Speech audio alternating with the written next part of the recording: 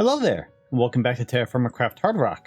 I hope you're having a wonderful day. Last episode, we made a fishing pole and we made our little crate stuff down there.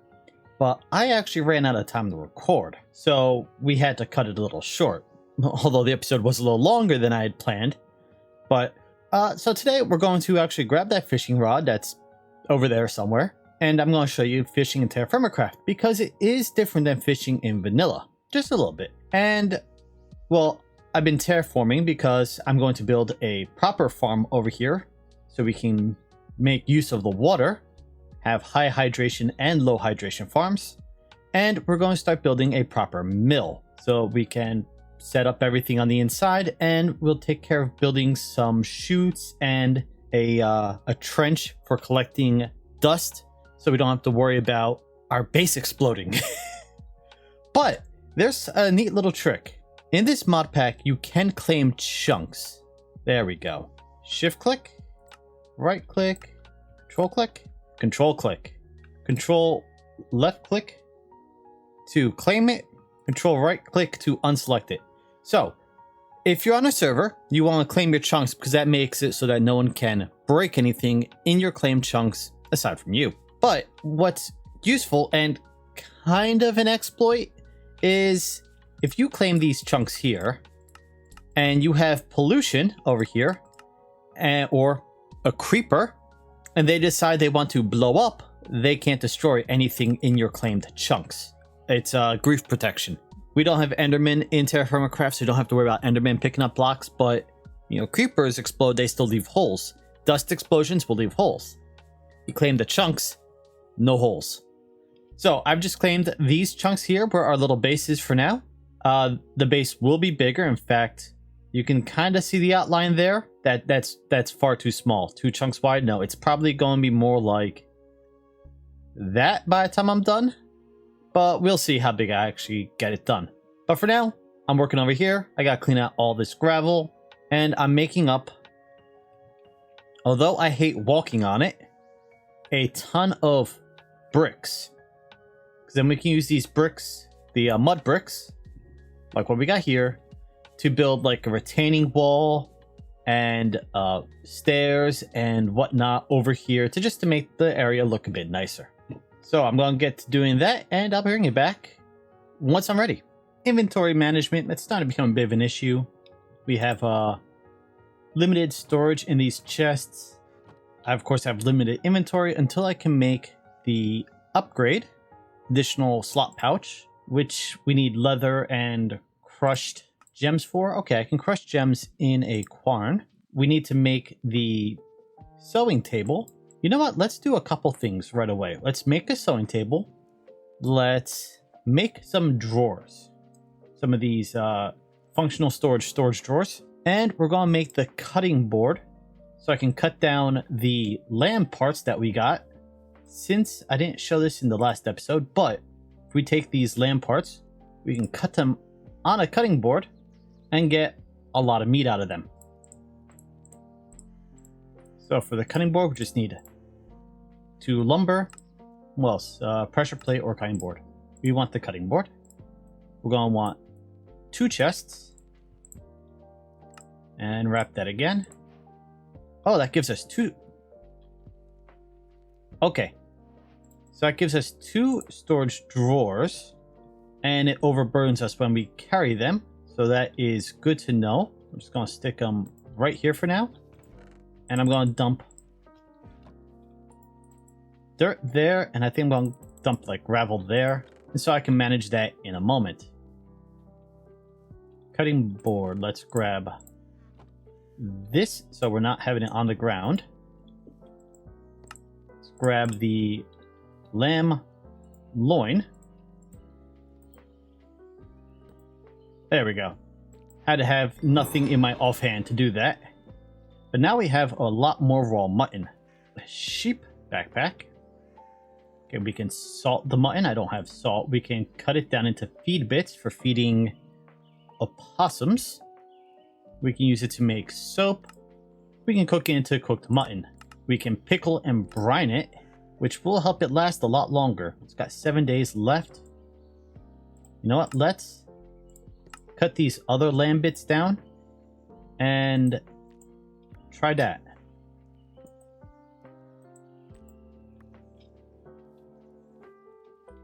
That gives us 16 ounces of mutton. So we can seal that in there. That's going to brine over the next 4 hours. Now, I put the cabbage in here and I didn't read the tooltip properly. I thought it said 2 months. It actually said years. So I put it back in here. I'm going to have to pull it out. We're going to need to make more vinegar. But yeah, it's got 11 months in the vinegar. So we need more beer. I also need more barrels. So it looks like the tallow only lasts about 15 days since I just had to relight my lamp. But that's better than a torch that burns out after 2. Alright, so I have everything here. Let's make our sewing table. We do that. That gives us the sewing table. We can then put the leather in there and grab our shears. And that allows us to cut it into leather. Now that one gives us 4. Oh, me and 4 is not bad. I need to make... Well, this requires leather sheets, which we put in again. 1 leather turns into 3. We would need 2 for that.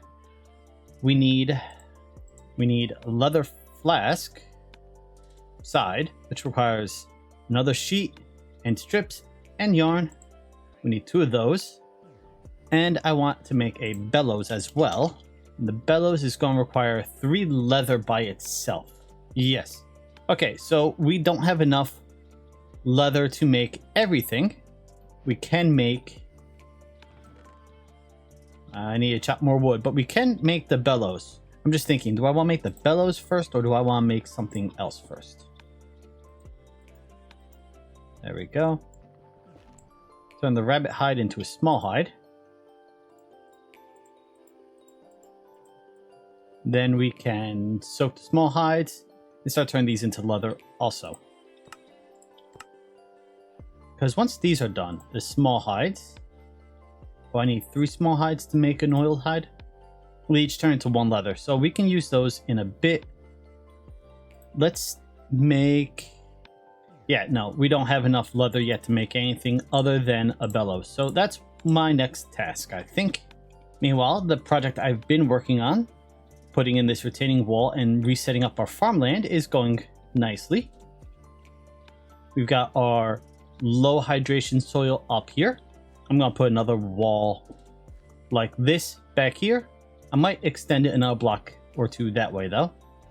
If we go down here, we've got our high hydration soil. This way we can grow stuff like potatoes or anything else that needs high hydration down right next to the water. These will be replaced. I'm going to build a dock over here once I find either sycamore or maple because I like the look of those woods better. And yeah, low hydration up here for everything else. And then we can do additional farms like, well, over there's going to be our mill. So that's our next project that I need to work on off camera, is building the mill. And I need to figure out what resources I want to use to build it. I was thinking I could use some of our limestones that we are getting from filters in the water, the strainers. Because limestone bricks look fairly nice. But I also need to make a whole lot more andesite alloy, because we're going to need more shafts. And got plenty of andesite cobble here. But I'm just about out of zinc. Yeah. But we have a zinc deposit over here. So I'm going to have to go over there, find it, and dig down and start collecting. But once these are done, I will have enough leather to make a leather flask, which is good because then I can go carry a bunch of drinks with me instead of just the 1 jug. Well, this is where I found my zinc deposit. It's a little deeper under the black sand beach, and black sand does not look, well, black sandstone does not look like it's affected by gravity. So I can dig out and hollow out under here and not have to worry about cave-in so long as I remove all the rhyolite above it. Sorry, it's phyllite above it. But we've got a pretty decent size zinc deposit. I mean, I'm right here where I thought the center was, but I found a very large deposit over here with the prospector's pick. There's more over here. So this might be a huge deposit of zinc, which is a very good thing that will get us through a lot of the game. But I just spent the night collecting zinc. We don't have a ton, but we definitely have enough to make everything we need for create. And I'm probably going to build a bridge either going that way or that way so I can get across here nice and easy instead of having to swim all the time. Cooking up some andesite alloy to finish up the the mill. And I figure now's a good time to show you how the bellows works. So as soon as this melts, and I don't need the bellows to melt this obviously, but I'm working with the forge, might as well, right? So let those melt. Run over here. That gives us the bellows. We want to place it facing the opposite direction of which way we want the point. So this is the point. I'm sorry, this is the side that has to face into the forge. When we click it, first off, it says whoosh at the top of the screen. But now the forge will get hotter at the expense of the charcoal. The charcoal will burn quicker. But since the temperature is hotter, that means everything in the forge will heat up quicker. And so that's the bellows. That's important, obviously. Neat little trick is now we have the bellows, we can start collecting hematite and grinding it up into the iron dust or the hematite dust. And then we can cast it into cast iron. Cast iron is almost useless. There's one or two Firma-Life items that use cast iron. But the real cool thing is that we can then use that cast iron in the bloomery, which we are still a bit away from. I need to collect a lot of bronze to make a bloomery. But we can toss the cast iron into the bloomery instead of iron dust. And it's much more efficient because you need one charcoal per item you add to the bloomery. So if we're doing dust, of course, we're going to need... Well, okay, if we're using dust, just dust, you need 20 bits to make 1 ingot. There are these pellets, which you need 5 per ingot. And if you combine 4 of these together, you get a briquette. I know, I keep wanting to say brisket when I see it. And those are worth, 8/10 of an ingot. So you toss in 6 of those? No, 5 would give you 4 ingots. So you toss in 5, you would need 5 charcoal to get 4.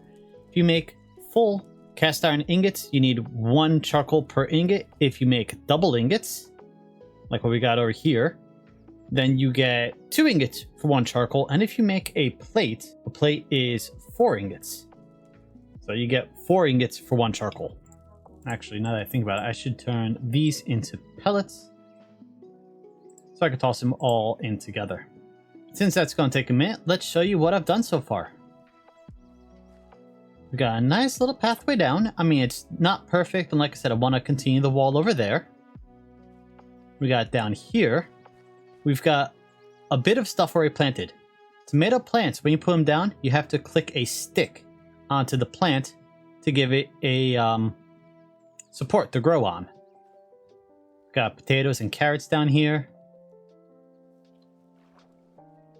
Right, there was dust in the river, but it looks like it disappeared without making pollution, so that's a good thing. What we're going to do is we're going to pull a shaft off of the water wheel, come into the building down here.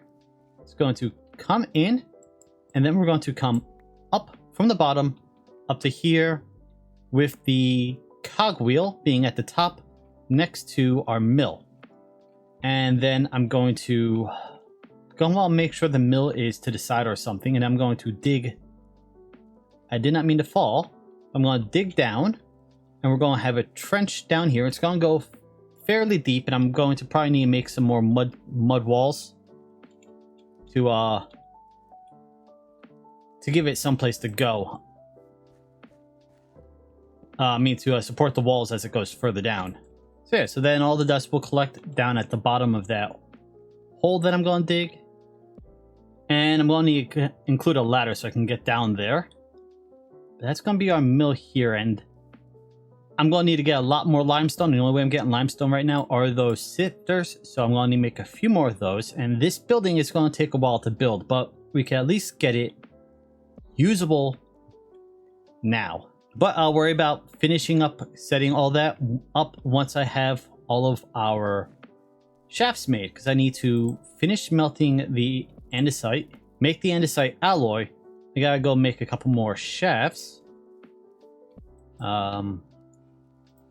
Ash wood. I'm making 12, so that's 8, 9, 10. Yeah, that's 12. Okay, I'm making 12 of them, so I need 12 shafts for 12 andesite alloy. And then I'll bring it back in so we can actually build the little contraption I'm doing. Another quick tip that I want to point out is once you have the bellows, you can fire clay molds, clay anything, in the charcoal forge. It needs to hit white hot, which is all the way up here. As soon as it does, there we go. We now have ingot molds. And just like I pointed out last time, we can go over to my barrel here, take these, which are molten, toss them in. Now they're solid. So that's how you can quickly cool down anything so that you can pull an ingot out if it's a mold or if it's an item you're making. And how you can fire ingot molds in the charcoal forge once you have a bellows. Yeah, getting the bellows really makes life a lot easier. But now, you can start doing this.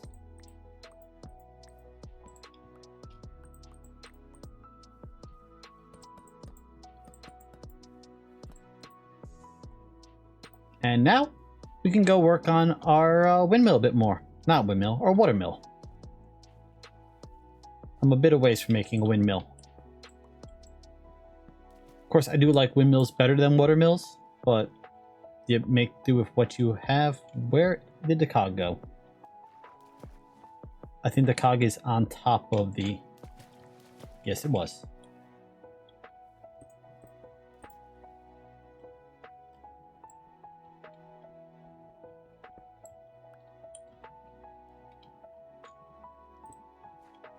And then we can put that there.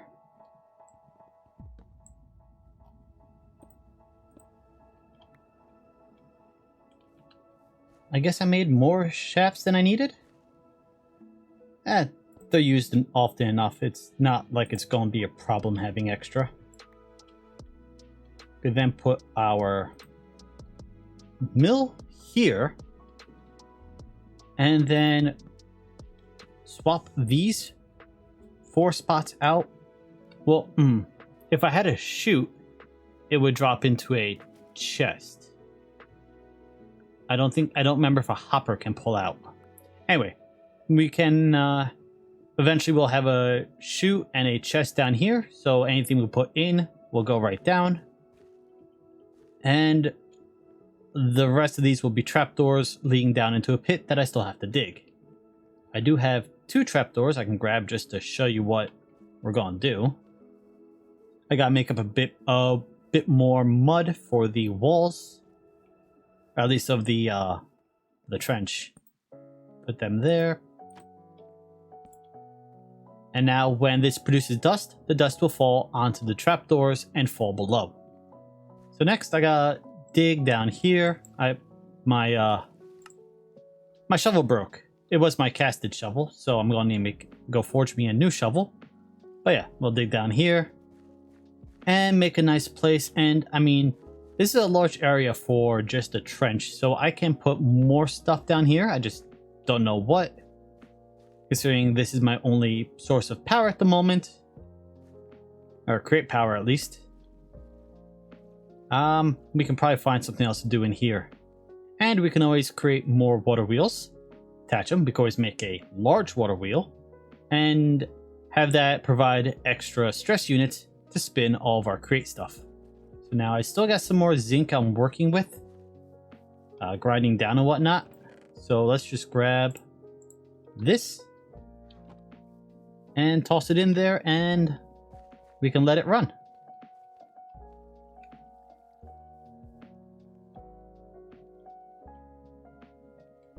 And here's the problem listening to other Minecrafters while playing.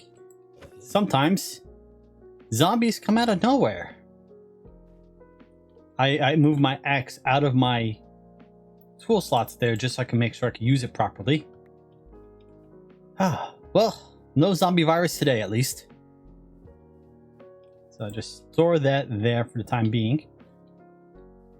Check my 6, make sure I'm not going to be snuck up on any more zombies. I have no idea where that guy came from. He should not have been able to spawn. Anyway. Oh.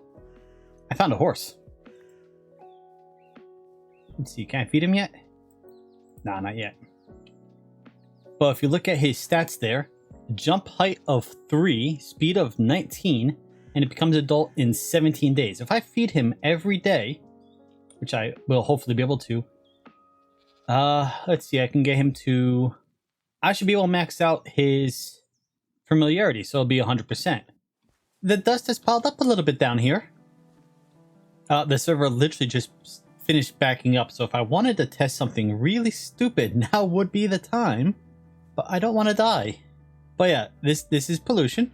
Oh, this is dust pollution. It does gather. As we dig deeper, it will fall. But if you stand in it long enough, you get blindness. That's a pretty neat little trick.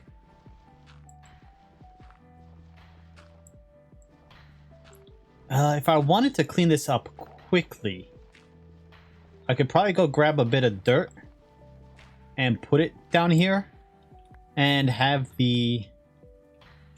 Oh. Like that. That should turn into...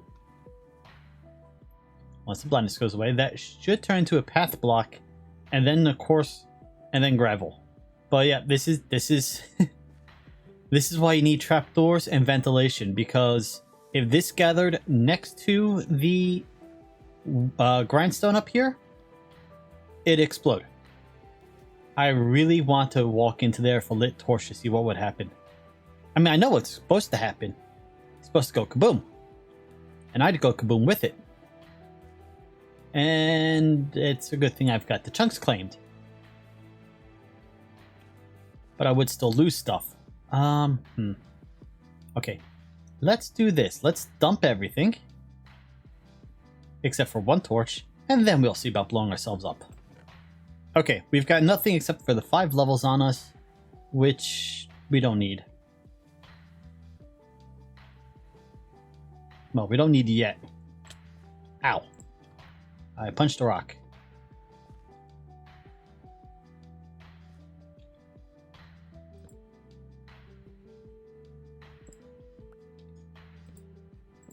Okay, I was under the impression that that would cause explosions. And there is a lack of a kaboom. There's supposed to be an earth-shattering kaboom. Maybe it's because I claimed the chunk. Okay, well, that's good to know at least. Still need to dig all the way down. And, yep, leave a trench down there. So I'll get to doing that. We need to fish today. I made the fishing rod last episode, and I never went over fishing, and fishing is a little different. Okay, so first off, fishing rods need bait. You see, I've got a jute seed on here.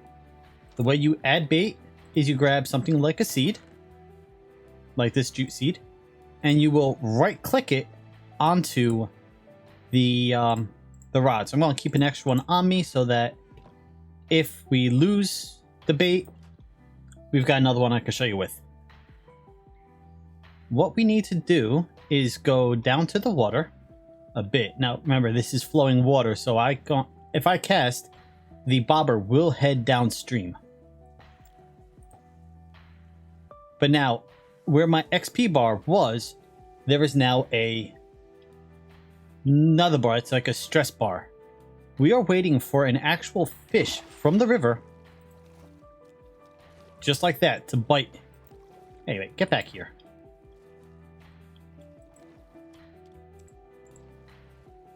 And he got away.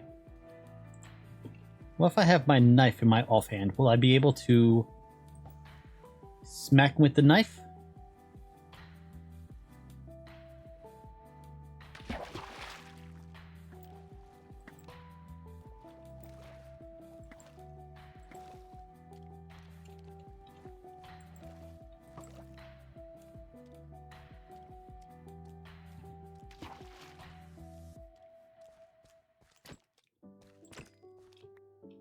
That's one way to do it.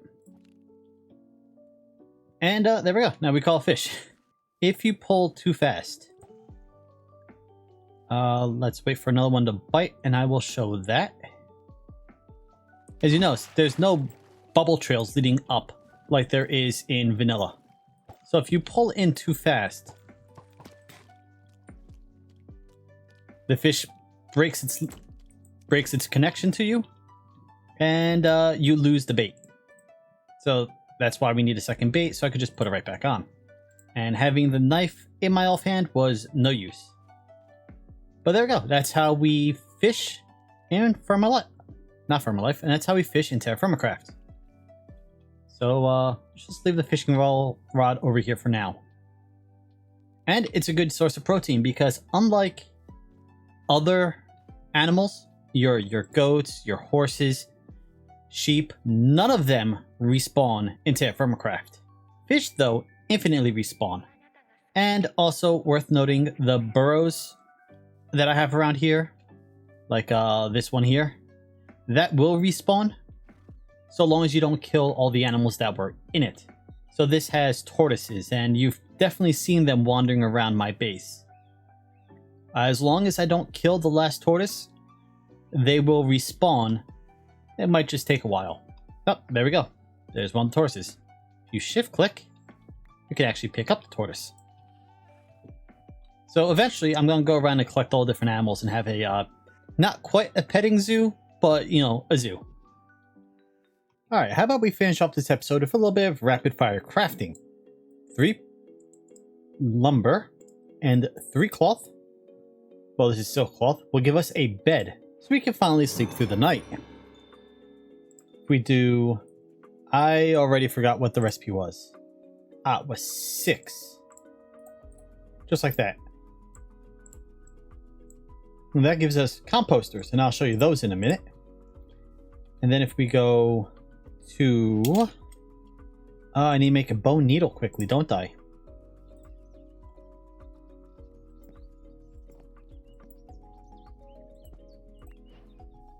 Alright, toss that in there. Along with that, we can make ourselves a silk shirt, which we can wear, which will give us a bit more insulation.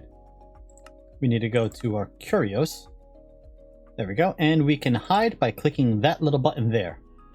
But that will keep us a bit cooler.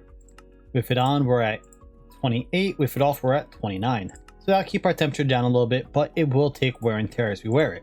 If we go in here, we now have 6 buckets of goat's milk. If we toss in 1 rennet per 2 buckets, so we need to toss in 3, we can seal that and it will curdle. That will take 4 minutes. While that is curdling, we can go over here. 2 silk cloth next to each other will make cheesecloth. We need that to go in with the curdled milk to turn it into milk curds, which we can then turn into cheese. Next episode, we'll take the leather that we've made. I've tanned up 2 of the rabbit hides. That's a 3rd rabbit hide when it's done. We can oil it, turn it into leather, and then we'll make the leather flask, the water flask. And then we don't have to worry about carrying a ceramic jug on us, which will break. We can dump that there. Grab our rotted fruit. And we take our composters. So, these composters work a bit different than the Minecraft vanilla composters, which, you know, is par for the course with everything TerraFirmaCraft. It works a bit different. It has green and brown items. Each takes 16. So, fruit are worth 4. Flowers are worth 1. Fruit is, of course, green. Flowers, I think, are also green. Veggies, I think, are green. So how do we get brown? Well, let's put this away. And let's pull out the book and look at the composter. Because it will tell us. Flowers are green. Grains are green. Fruits and veggies are green. Vines are brown. Wood ash and jute. Hummus. melons, pumpkins. So you grow a pumpkin farm, you can toss the pumpkins in as brown. What I like to do personally is, if I can remember where it is, I think it's, yeah, this over here. So I'm going to run over there, grab some, and I'll show you what it is in a moment. Oh, by the way, one of my favorite features of TerraFirmaCraft, shift, right click, you can stack ingots. Oh, I don't even need to go that far. Okay, this stuff is Arundo, however I'm supposed to actually pronounce that. Try to break as high as you can, because every one that you break will give you a piece back. And then this stuff grows fast. But each one gives you 1 or 2 brown. I forget. So we're going to take a whole bunch back. We're going to make a large field of them. And that will provide for our composters in the future. So let's see. Alright, these are worth 1 brown apiece. Once you fill it with 16 of each, it will start a 10-day timer. At the end of the 10-day timer, you will get 1 compost from it. Or, well, 1 fertilizer from it. And that fertilizer is worth... Here we go, you get compost, which is worth 40, 20, 40. So that's pretty good for fertilizing, but of course, you only get 1 per composter per 10 days. So you're really gonna want a lot of composters running to get started. As I said, we're going to set up just a bunch of these up here.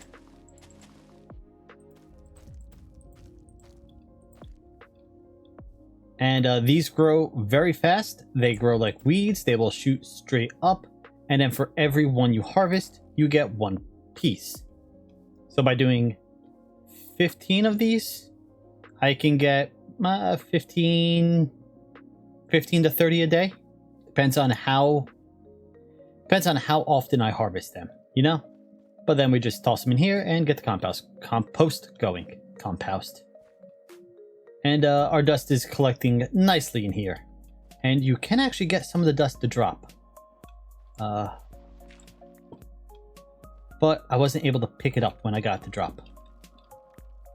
Oh, there. It went away right away. But if you want to clean up your dust, you can rig up something that will drop.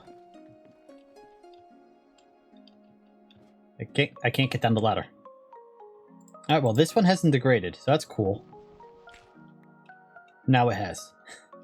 Oh well. So yeah, that's how you can clean up your dust once it's gathered too much down here.